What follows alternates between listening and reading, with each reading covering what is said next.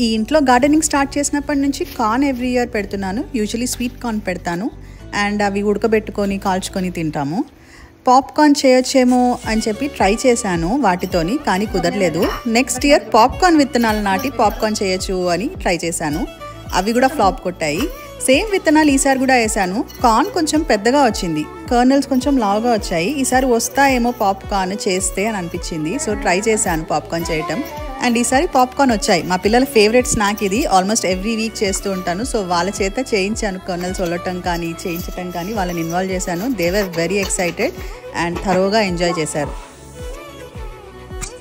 ఈసారి ఈ పాప్కార్న్ రావడానికి నేనేం స్పెషల్గా చేయలేదు. ఐ థింక్ వెదర్ సహకరించింది అనుకుంటున్నాను. బికాస్ ఆ కార్న్ ఇట్ సెల్ఫ్ కార్బ్సే కొంచెం పెద్దగా వచ్చాయి అండ్ కర్నల్స్ కూడా కొంచెం లావుగా వచ్చాయి లాస్ట్ ఇయర్ కన్నా.